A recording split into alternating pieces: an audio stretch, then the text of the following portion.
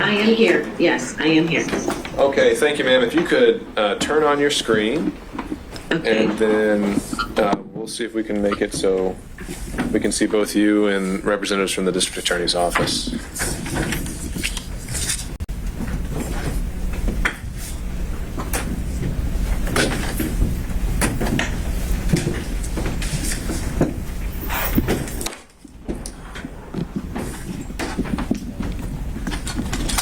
I actually have my script.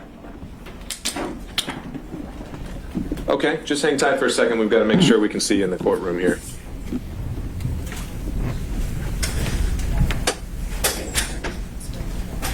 Okay.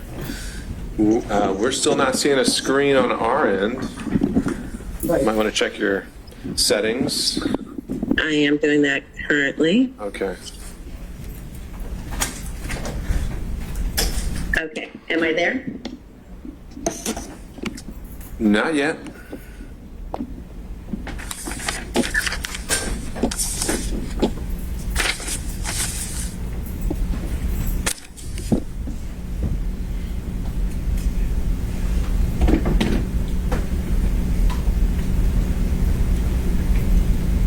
We just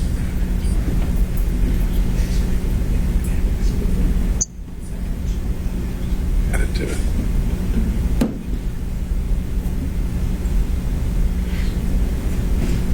I may have to go out and come back in. Yeah, why don't we give that a shot, since I don't think we're having any luck here.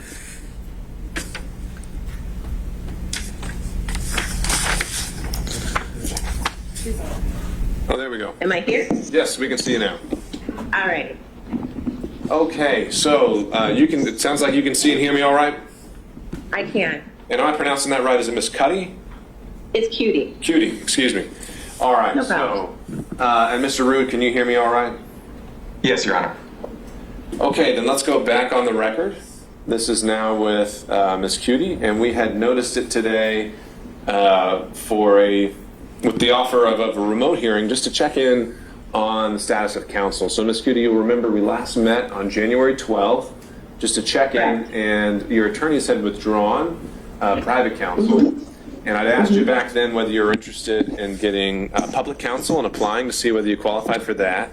And you mentioned that no, you still wanted to try and hire private counsel. And to date, I'm not seeing anything on the docket that says that you have hired private counsel. So the first thing I would ask you about is what your plans are, if you're still wanting to hire private counsel, if you want to apply for public counsel, or if you want to represent yourself.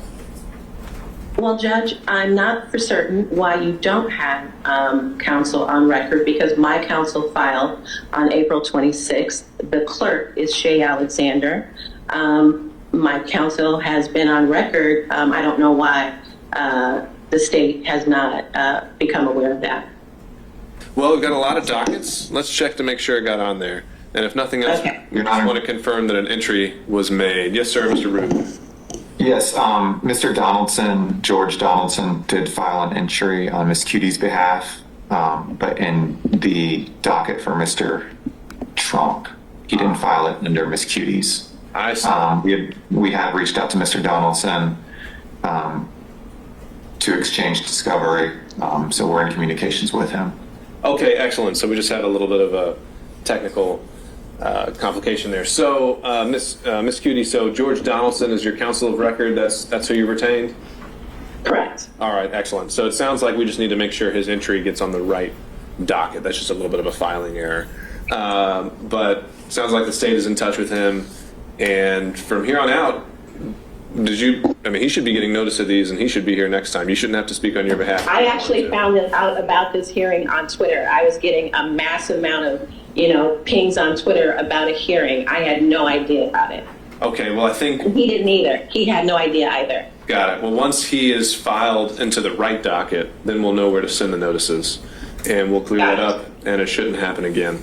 But that is all we needed to handle today, Mr. Rood, unless you think there's anything else we need to do while Ms. Kutti is here.